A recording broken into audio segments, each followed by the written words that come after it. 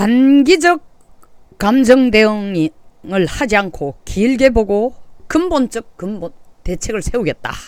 그리고 적대적 민족주의를 하지 않겠다. 뭐 결연하게 대응하지만 양국 우호관계를 훼손하지 않는 자제력을 가지고 대응하겠다. 이 오늘 아침 문 대통령이 하신 말씀이에요.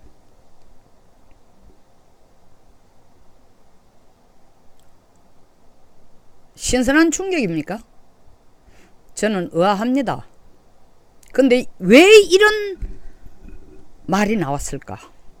정말 외교 관계는 성숙한 감정이 아니라 성숙한 이익을 계산한 치밀하고 아주 정말 치밀하고 간사할 정도로 실리를 찾는 그 계산하에서 이 외교 관계를 끌어가야 된다라는 생각이 들었기 때문에 뒤늦게라도 들었기 때문에 이렇게 하는가? 그 가능성도 좀 있겠죠. 그러나 제가 볼 때는 그 가능성은 아주 낮고 가능성이 있다더라도 왜 이렇게 하는지 이유 중에 거의 마지막이라고 봅니다. 저는 한 5가지 이유를 들어요. 왜 이렇게 갑자기 태도가 돌변했을까? 첫째는 반일 감정이라는 카드를 국내 여론전, 총선 전까지 여론전으로 끌고 가기는 한계가 있다. 왜 한계가 있냐? 이것이 국내 경제에 미치는 타격이 부메랑이 되어서 이 현 정권에 되돌아올 때는 걷잡을 수 없다. 경제 뭐 오늘도 괜찮다 튼튼하다고 얘기했지만 그 허풍치는 거 국민들이 다 알아요. 아는 이유는 비밀인데 아는 게 아니에요. 실생활에서 우리가 접하니까 경제가 얼마나 어려운지. 두 번째로는 포커스를 반일로 맞춰가지고 이제 재미를 좀 봤으니까 이젠 반미로 옮겨갈까? 뭐 제목 그런 거 보면 이런 거 있죠. 미국 정부가 한국이 가난한 사람 이민 못 오도록 제한한다. 굉장히 자극적인 제목이에요. 딱 보면은 인권도 없고 미국이 인권도 없고 아주 욕심 많고 이기적인 나라죠. 어떤 나라든지 이기적이라야 살아남습니다.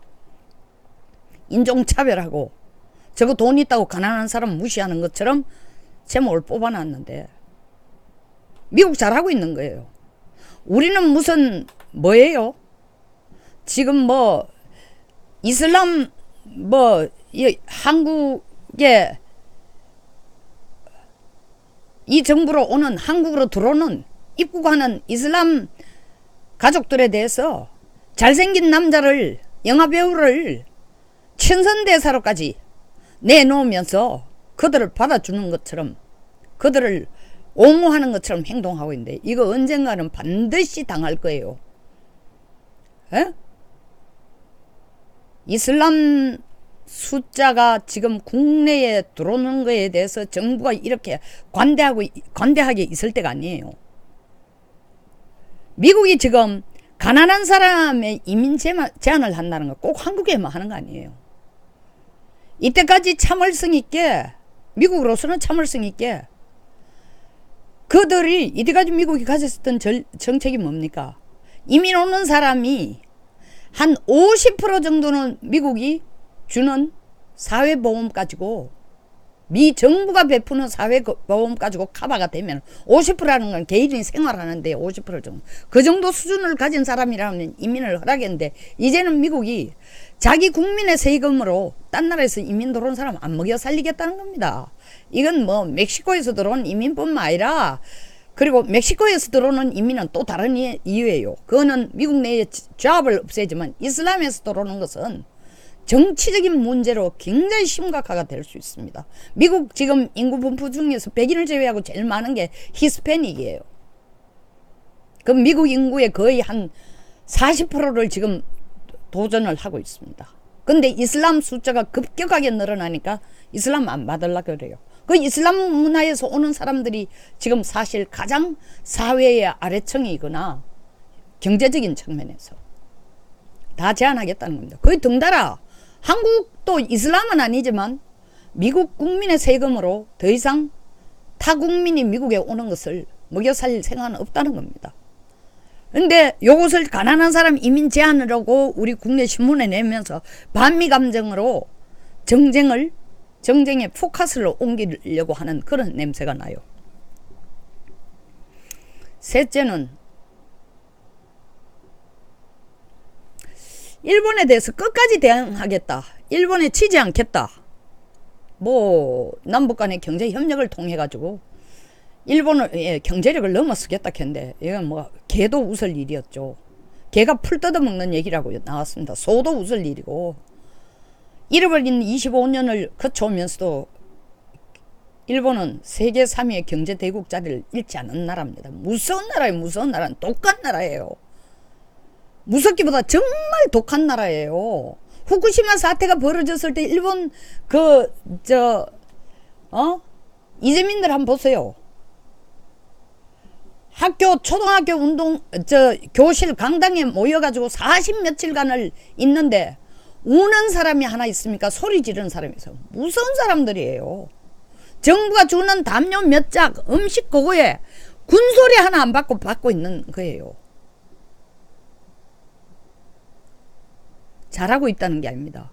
일본은 국가의 이익에 대해서 국민들이 대들지를 않는 나라예요.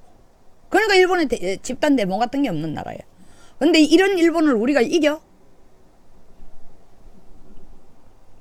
일본 대응 다른 대안이 없어진 거예요. 큰 소리는 쳤지만 일본이 두 방을 우리한테 쳤습니다. 반도체, 디지털,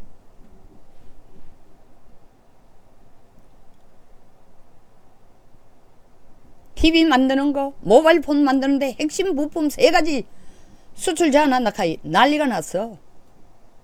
그 다음에 백색 리스트에서 뺀다. 우리도 거기에 대해서 맞대응한다. 뭐 일본이 100가지를 준비해놨다 한데 2가지 딱 내니까 두 번째에 대한 맞대응으로 우리가 뭐라고 얘기했어요. 처음 거에 대해서는 3가지 부품 제한하니까 국산화 조만간에 한다. 국산화가 이름이야. 어떤 모 정당의 의원이 국산화 우리도 국산화 한다. 참 제가 그 얘기 들을 때 이 의원 참 무식하다. 국산화라는 이름 자체도 의미 자체도 모르고 국산화라고 얘기하는구나. 반도체 핵심 부품 만드는 게 종이 만드는 기술이 아닙니다.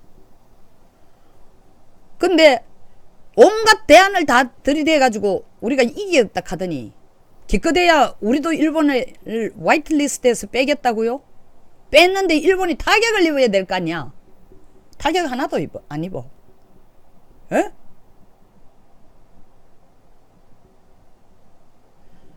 핵심 부품 103개 우리가 일본에 거의 50% 이상 수출하고 1년에 한 120억 정도의 판매고를 갖고 있는 핵심 부품 103개를 뽑아가지고 일본에게 안 보낼 때 일본이 어떤 타격을 입냐. 적어도 우리한테 핵심 부품 안 보낸다고 하니까 타격 안 입어.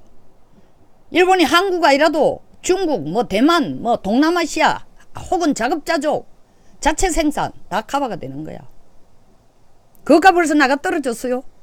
아니 끝까지 간다면서. 일본이 절대 지지 않겠다면서. 남북 경협해가지고 앞서겠다면서. 그러니까 다른 대안이 없고 떨어졌으니까 이제 벌써 무릎을 꿇는 건지. 아니면 4번째 일본 측에서 진짜 지도새도 모르게 문 대통령한테만 우리 그만하자. 이러다가 둘 다 죽는다. 밖에 소문 절대 내지 말고 우리끼리 서로 협력하는 방안을 하자. 어느 선에서 적당하게 끊어주면 우리도 양보하겠다. 이게 왔던지. 5번째 미국으로부터 무슨 압력이 왔나. 정말 한국 이런 식으로 하면은 가만 안 두겠다. 5가지 이유. 저는 이 5가지 이유가 다 관계된다고 생각이 됩니다. 갑자기 가부좌 틀고 진짜 도 닦는다고 앉았다가 갑자기 전등불이 확 들어오듯이, 돈수.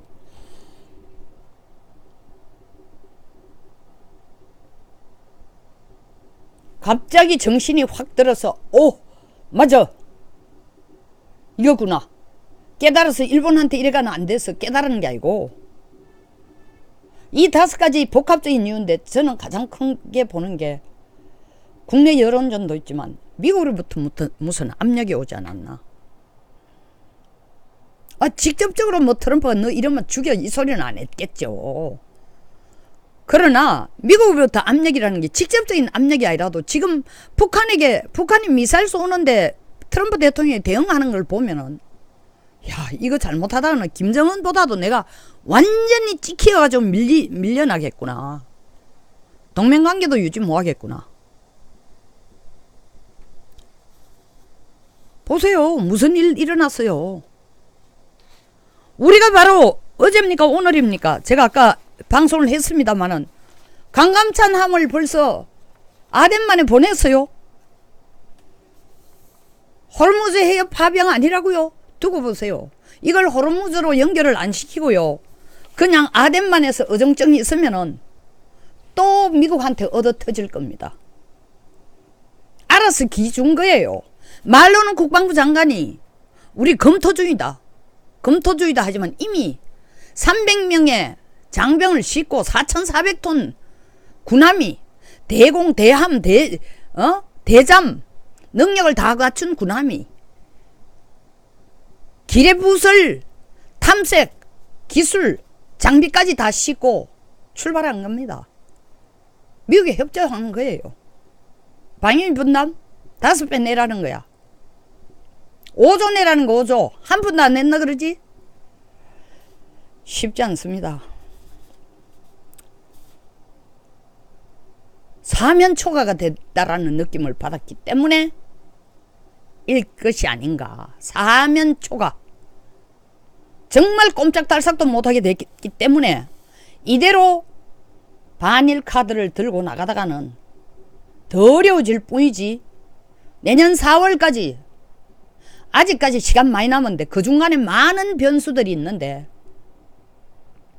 너무 일찍 카드를 끄집어 내가 끝까지 몰고 가기에는 한계가 있다 라고 생각했기 때문일 것입니다. 덧붙여 한 가지 더. 조국 법무부 장관. 조국은 우리가 뭐 조문 간다 할 때 나라 국자. 나라가 이 슬픔에 찬다는 말도 조국입니다. 어쨌든 간에 조국 법무부 장관 만들어야 되니까 그런데다가 오늘 황 대표가 담화도 했죠. 대정부 담화도 했죠. 대국민 담화도 했죠. 대정부가 아니라. 이 상황을 넘기기 위해서 일단 국민들 감정을 지나치게 자극하는 모습은 안 보이는 게 낫다 라는 차원에서 두 발 전진하기 위해서 한 발 살짝 물러서는 제스처일 수도 있다. 일본에 대해서 이렇게 긍정적이라는 게 엄청나게 긍정적인 게 아니라 좀 성숙한 모습을 보이는 건지. 제가 추측 분석한 이런 시나리오들은 오랜 시간이 안 걸리고 점차적으로 밝혀질 것 같습니다. 음모론도 아닙니다. 저의 개인적인 분석입니다. 그러나 국제 정황이나 지금 트럼프가 북한에게 하는 거나 일본이 우리에게 하는 거나 우리가 마땅한 대안도 없이 100개 조치를 들고 나온다고 그러니까 한 개 딱 내고 무릎 꿇어버린 거예요. 지켜봅시다. 어느 것 때문이었는지. 그나마 가는 희망을 가져보는 거는 그래도 우리 대통령께서 아까 얘기하는 강감찬 함 보낸 거 이 결국 미국에게 꿇은 겁니다. 에? 아덴만에 가서 슬프이지 호르무즈 안 갔다고 빡빡 우기는 의원이 있는데 두고 봅시다 이거. 지금 당장 안 가죠. 그 왜 아덴만 부근에서 해적 퇴치에 아무 관계도 없는 거기에 쓸 수 있는 함이 아닌 함, 거기에 쓸 필요도 없는 기능을 가진, 성능을 가진, 기술을 가진, 장비를 가진, 자재를 가진 함을 싣고 거기 가요. 대기발령이야. 대기발령. 지켜봅시다. 우리 대통령께서 그래도 이제 나라를 제대로 좀 걱정하기 시작했다면 그게 천만다행이죠. 에? 주사파에 얹혀가지고 정신없이 왔다 갔다 하는 게 아니라 정말 대한민국을 걱정하기 시작했다면 고마운 일이죠. 여러분, 여기까지 하겠습니다. 공감하시면 좋아요, 그리고 구독, 많은 분의 공유를 꼭 부탁드립니다. 감사합니다. 제가 공유를 계속 주장하는 이유 있습니다. 죽는 소리가 아니라 지난 열흘 동안 방송한 내용 3개를 제외하고 전부 경고딱지예요. 전부 경고딱지. 오늘도 아까 호르무즈 해협 파병 거부, 국익에 도움 안 된다, 얻는 거 없다 했더니 그것도 역시 제목만 보고 바로 딱지예요. 심지어 한국당 뭘 원하나, 뭘 보고 싸우나 했는데도 그것도 경고딱지야. 내가 한국당을 나무랬는데도 경고딱지야. 아이고 모르겠습니다. 여러분들이 보고 판단하십시오. 많은 분과 공유해 주시는 것이 저를 격려해 주는 일입니다. 감사합니다.